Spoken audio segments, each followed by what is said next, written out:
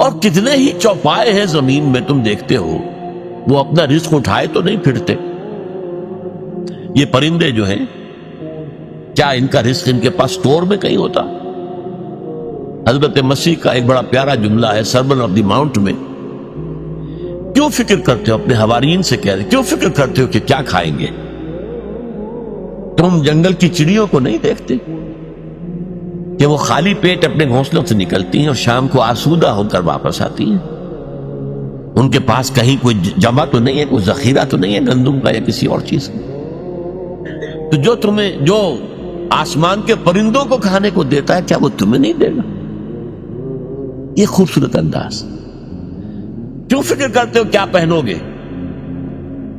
جنگل کی سوسن کو نہیں دیکھتے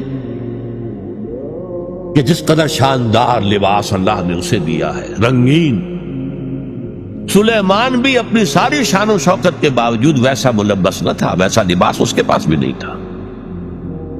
تو جو جنگل کی گھاس کو لباس دیتا ہے، جو آج ہے اور کل جھونک دی جائے گی آگ میں، کیا وہ تمہیں لباس نہیں پہنائے گا؟ یہ ہے توکل اللہ کی ذات میں۔ وَكَأَيٍّ مِّن دَابَّةٍ لَا تَحْمِلُ رِزْقَهَا اللَّهُ يَرْزُقُهَا وَإِيَّاكُمْ، اللہ ہی انہیں بھی رزق دیتا ہے، تمہیں بھی دے گا۔ کیوں فکر کرتے ہو کہ کل کیا کھائیں گے؟ آج جس نے تمہیں رزق دیا وہ کل بھی دے گا، تمہیں اس کے اوپر توکل کرو، اعتماد کرو۔ وَهُوَ السَّمِيعُ الْعَلِيمُ، اور وہ سب کچھ سننے والا ہے، سب کچھ جاننے والا ہے۔ یہ 5 آیات بھی یوں سمجھیے کہ اس صبر کے موضوع پر، جو صبر کے اس وقت مکی دور میں تھا، یک طرفہ صبر، ایک ہے 2 طرفہ صبر، وہ آئے گا مدنی صورتوں میں جب ہم پڑھیں گے، سورہ بقرہ، سورہ آل عمران۔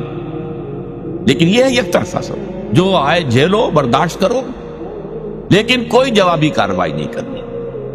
اس صبر کے لیے جو ہدایات دی گئیں سورہ عنکبوت کے آخری 3 رکوع جو ہے انہی پر مشتمل ہے، اور ان میں سے یہ 5 آیات جو ابھی ہم نے پڑھی ہیں نہایت اہم ہے، نہایت جامع۔